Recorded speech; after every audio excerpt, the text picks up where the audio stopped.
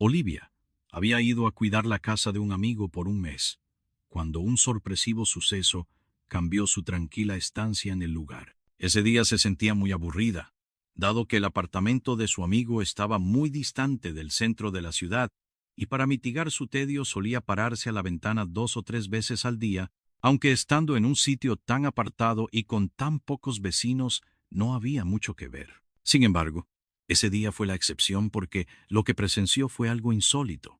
Vio a un señor de aspecto elegante, de unos 50 años, que salía corriendo de uno de los apartamentos, iba hasta su carro y extraía de la guantera un objeto similar a un revólver, algo que confirmó cuando 3 minutos después oyó un disparo. No conocía a aquel hombre, pues solo estaba de paso, pero la inquietud la llevó a llamar a la policía. Algo extraño estaba ocurriendo, sin duda. En un pueblo tan pequeño y apacible, los agentes no tardaron en llegar, y poco más de 1 hora después vio cómo los paramédicos forenses sacaban en una camilla el cuerpo sin vida de alguien. Al mismo tiempo, 2 policías que escoltaban, esposado, al mismo hombre que ella había visto correr. Un escalofrío le recorrió el cuerpo cuando, por un instante, él giró la cabeza hacia su ventana y a través de las cortinas clavó en ella una mirada helada. Olivia llamó a su amigo para contarle lo sucedido, y él, muy impresionado, le hizo un breve resumen de la situación que estaba ocurriendo entre sus vecinos. Después de casi 30 años de matrimonio, Sandra y el señor Palacios estaban en medio de un complicado proceso de divorcio. Al parecer, ella había conocido a un hombre más joven y estaba iniciando una relación con él. El joven la visitaba con frecuencia, la colmaba de obsequios, y era evidente que Sandra, a diferencia de cuando se divorció de Palacios, ahora lucía radiante y feliz. Por cierto, el amigo de Sandra, al saber que tenía que viajar por cuestiones de trabajo, había instalado una cámara de vigilancia a distancia para garantizar la seguridad. Esa cámara tenía algunas grabaciones del joven yendo hacia el apartamento de Sandra y prometió enviárselos por si servían de algo. Al día siguiente, Olivia recibió una llamada de la comisaría solicitando su presencia para que diera su testimonio por escrito. Al finalizar, el oficial a cargo le advirtió que no debía abandonar el pueblo hasta que concluyera la investigación primaria. Tal vez con la intención de acelerar el proceso que la mantenía atrapada en un lugar al que no pertenecía, Olivia pensó que sería útil entregar la evidencia recogida en los videos de vigilancia. En ellos se veía al joven enamorado visitando a Sandra con diferentes regalos en cada ocasión.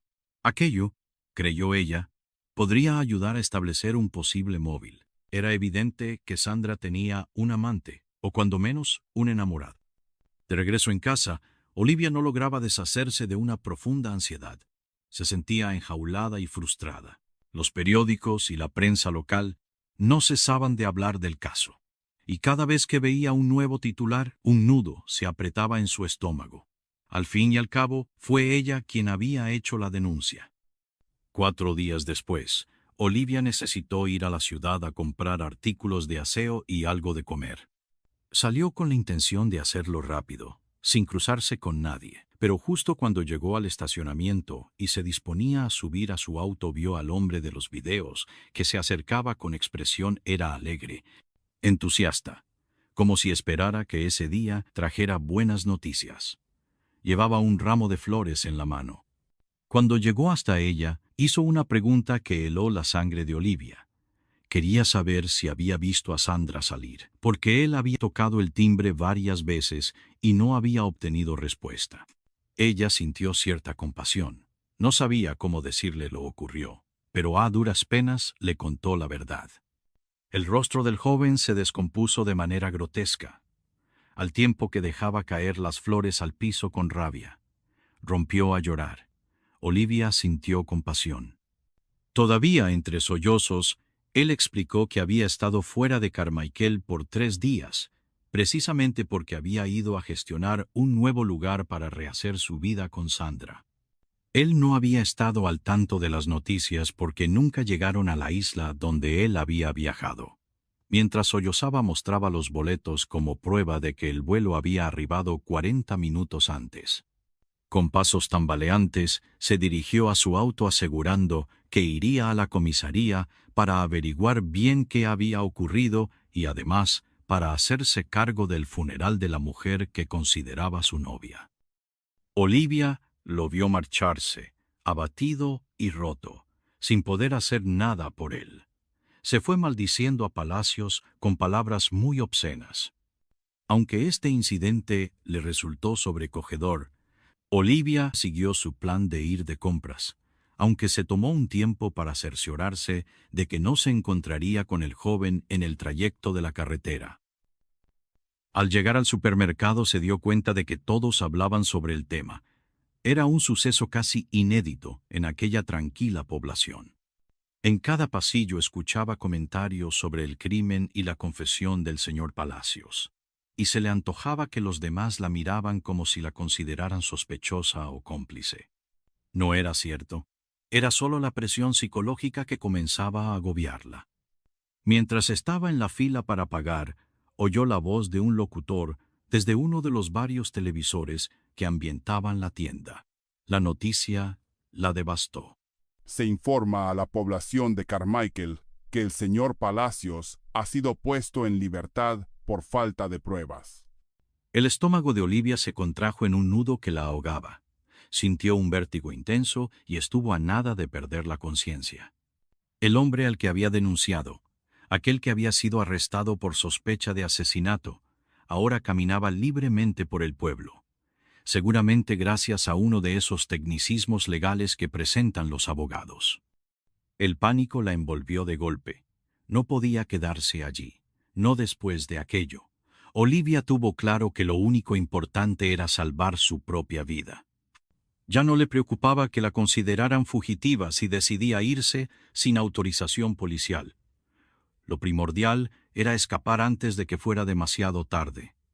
Ese hombre sabía de sobra que la única persona que pudo alertar a las autoridades tan rápido había sido ella porque había vivido en el edificio por más de 30 años y sabía que no había nadie más en los alrededores.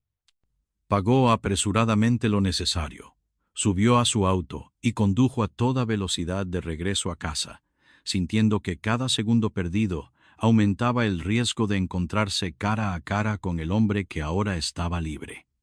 Antes de entrar a su vivienda, ya había tomado una decisión definitiva: dejarlo todo atrás y regresar a su tranquila isla de Ábaco.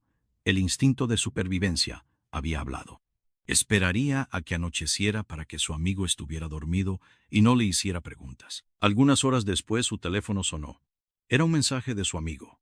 Al abrirlo, vio una imagen que le vació el alma. Era un video de Palacios tocando el timbre haciendo gestos de impaciencia. Sintió que su sangre se había cristalizado en pequeños alfileres punzantes que le ocasionaban escalofríos. Palacios, el hombre que hasta hacía horas era confeso de asesinato, ahora estaba casi frente a ella. El miedo la golpeó como un rayo. Sintió cómo su pecho se atenazaba, su respiración se volvió errática y un calambre inmovilizador recorrió su espalda. La imagen de verlo corriendo y sentir el disparo regresaron a su mente. Y el recuerdo de su mirada cuando estaba siendo conducido por los policías se repetía una y otra vez en su memoria. Su mente se llenó de pensamientos oscuros. ¿Por qué estaba allí? ¿Qué querría de ella? ¿Qué le haría? ¡Por Dios! Comenzó a marcar el número de la comisaría. Pero justo antes de que la llamada se completara, le entró otra llamada inesperada. Era su amigo. Antes de que pudiera explicar nada, su amigo le dijo algo que la dejó aún más confundida.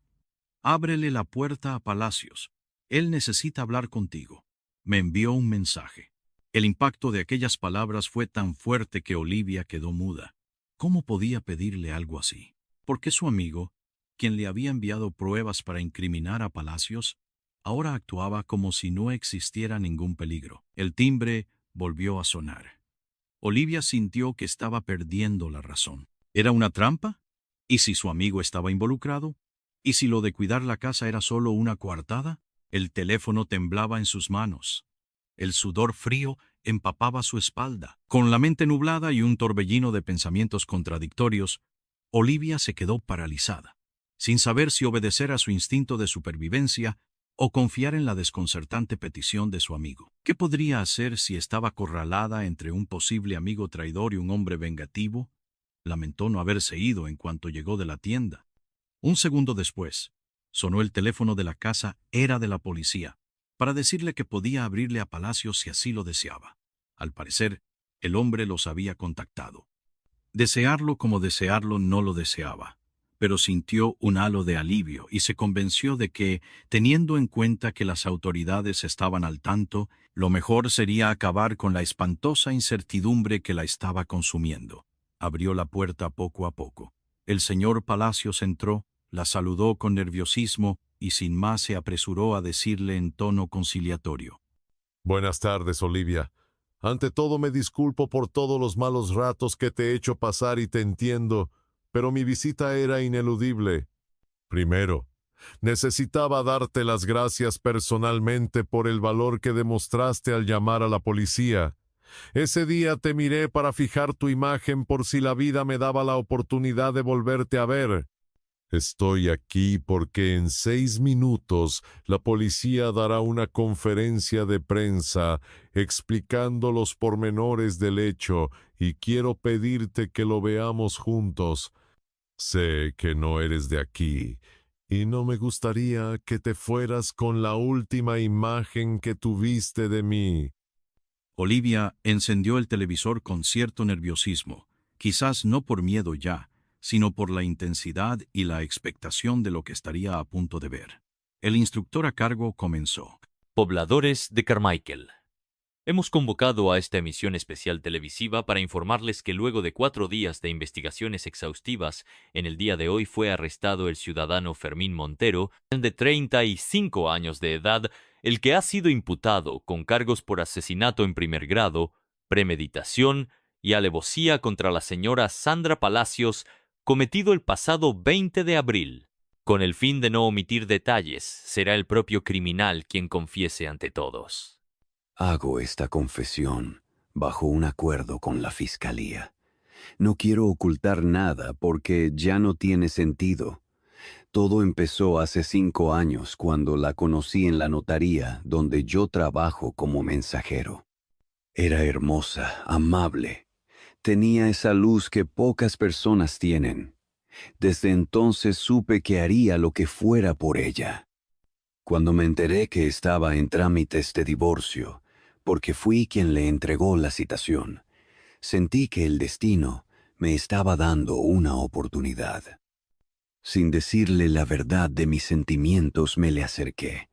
La apoyé como amigo y me volví alguien en quien pudiera confiar. Y funcionó.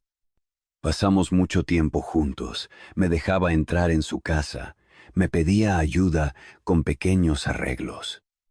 Yo estaba convencido de que con el tiempo me amaría tanto como yo a ella. Les hice creer a todos que teníamos una relación amorosa, pero no era cierto.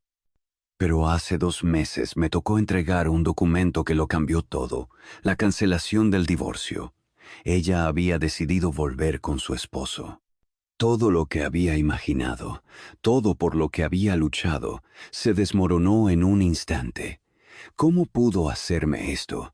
¿Cómo pudo jugar así conmigo?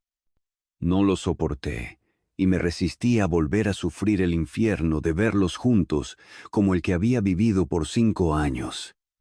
Sabía que padecía de asma y que algunos olores podían desencadenar una crisis, así que planeé el escenario perfecto. Fui a verla con un ramo de flores y un oso de peluche impregnados con formaldehído, que es una sustancia altamente irritante de las vías respiratorias. Para apoyar mi plan, hice que la única cámara del edificio me grabara varias veces, entrando a su casa con regalos, para dar la impresión de que todo estaba bien y que ella me amaba a mí. Ese día, y como siempre, me dejó entrar. Ella ignoraba que yo estaba al tanto de todo. Le pedí bajar al sótano a buscar unas herramientas. Para entonces, ya respiraba con dificultad. Trató de pedir ayuda. Desbloqueó su teléfono para llamar a emergencias y obtuve su contraseña. Solo tuve que esperar. Cuando cayó al suelo, supe que todo estaba hecho. Rompí el oso y regué las flores para que el olor inundara la habitación herméticamente cerrada. Puse un candado en la puerta y me llevé su teléfono. Me aseguré de responderle los mensajes a su esposo para que no sospechara nada. Y luego, siguiendo mi plan, viajé en avión a la isla de Andros para completar mi coartada de que no estaba aquí al momento de los hechos. Nadie me vería, porque el otro vecino estaba viajando. El resto era sencillo. Su esposo era el único que tenía la llave de la casa, y todos sabían que estaban teniendo problemas en su matrimonio. ¿Quién más podría ser el sospechoso? Todo estaba a mi favor. Soy más joven que su esposo. Todos pensaban que el haberme conocido era la causa del divorcio, y yo me dediqué a incentivar esa creencia. La alegría que ella sentía por haber arreglado sus problemas con Palacios la hacían lucir radiante. Todos pensaban que era por mí, por su nuevo amor, pero no era así. Ella había vuelto a brillar por la reconciliación, y eso me ponía muy furioso. Todo era perfecto. Incluso el oso y las flores destrozadas también alimentarían la hipótesis de los celos y el crimen pasional. En principio mi plan era dejar transcurrir algunos días hasta que llegara el fin de semana y denunciar anónimamente su desaparición. Pero algo salió mal, porque la policía lo supo antes de lo que tenía previsto. Pero al conocer que hubo un disparo y que el arma le pertenecía a Palacios, sentí que todo estaba a mi favor. Yo no podía saber que él iba a disparar. Muchos querrán saber por qué regresé. Si no regresaba, las personas podrían preguntarse por mí, y eso no era bueno. Regresé y me aseguré de hacerle creer a la única persona del lugar que yo estaba ajeno a todo. Pero al llegar a la comisaría, fui arrestado inmediatamente. Yo no lo esperaba, pero caí en la trampa, y las pruebas contra mí eran contundentes.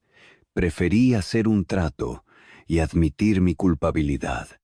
Terminó sus palabras fingiendo arrepentimiento, pero en su rostro esbozó una sonrisa cargada de cinismo. Mientras tanto, Olivia había comenzado a sentir vergüenza por haber pensado mal de Palacios y trató de hacerle una pregunta. Él le pidió calma, ya que había dejado una grabación con su testimonio. Mi nombre es Rafael Palacios. Soy el esposo de la finada Sandra. Era cierto que yo no iba los días entre semana a visitarla porque al separarnos me fui a vivir bastante lejos y mi trabajo me dejaba poco tiempo libre. Por esa razón decidimos usar una aplicación que nos dijera en tiempo real dónde estaba cada uno de nosotros dos, ya fuera por si el abogado nos llamaba repentinamente o había que firmar algún documento con urgencia, como por si por razones de trabajo estábamos cerca y podíamos reunirnos para almorzar o dar un corto paseo. Ese día horrible recibí un mensaje falso desde el teléfono de mi amada Sandra en el que me decía que me dejaba para siempre, y cuando miré la aplicación vi que Sandra estaba en el aeropuerto. Enloquecí. Yo solo quería respuestas. No entendía qué estaba pasando. Sentí que una inmensa nube gris caía de repente sobre mí. ¿Se había ido? ¿Me había dejado sin decir nada? ¿Por qué? Corrí hasta la casa con el corazón latiéndome en la garganta. Abrí la puerta, la llamé, revisé cada rincón. Pero todo parecía normal. Todas sus cosas estaban donde siempre. Traté de llamarla, pero no me contestó. Seguí buscando desesperado. Solo me faltaba el sótano, pero al llegar vi que había un candado. Nunca cerrábamos con candado. Recordé escenas de películas y fui corriendo a mi auto a buscar mi revólver y abrir el candado. Lo había visto en muchas películas y era un método infalible. Disparé. Cuando empujé la puerta y la vi en el suelo, mi mundo se desintegró. Quise sacarla de ahí. Quise despertarla. Pero todas mis fuerzas habían abandonado mi cuerpo. Minutos después llegó la policía. Confieso que mi mayor deseo era que me inculparan. No tenía intención de defender. Al fin y al cabo, yo también era culpable por haberla dejado sola. Además, ¿en qué podía usar mi libertad si ella no estaba? En este punto, el señor Palacios rompió en llanto, por lo que el instructor retomó la explicación. Al llegar a la escena del crimen, encontramos a un hombre devastado que repetía una y otra vez que era el culpable. Sin embargo, luego de pruebas preliminares, comprobamos que no había huellas de él ni en el papel de regalo ni en el candado. Esto descartó por el momento su participación directa, pero no lo excluía como cómplice todavía. Era evidente que el estado de conmoción brutal de Palacios impedía que razonara con coherencia. Por eso ni siquiera mencionó la existencia de Fermín, o tal vez por discreción, no lo sabemos. La pregunta obligada era: ¿por qué vino aquí justo minutos después de que se había cometido el crimen? La respuesta no estaba en sus manos, sino en las nuestras que habíamos incautado el teléfono de Palacios. Era obvio que el que había enviado el mensaje no sabía que ya el crimen había sido descubierto y que la policía estaba al tanto. Era un hecho que si el teléfono estaba en su poder, era porque había tenido que ver directamente con el fatal suceso. Ya teníamos su ubicación, pero había que recabar la mayor cantidad de pruebas antes de arrestarlo, como fue los rastros del olor a muerte que aún había en su maletero. En resumen, cuando salimos del apartamento de Sandra, ya sabíamos que Palacios no era el culpable, pero era necesario que la prensa divulgara su detención, su confesión y el posible móvil como crimen pasional. Eso le daría la confianza que finalmente le dio y regresaría, porque si algo tienen los mitómanos y psicópatas es la necesidad de mirar a la cara a los que creen que han engañado. Fue así como truncamos su huida, justo antes de que tomara un vuelo hacia la impunidad.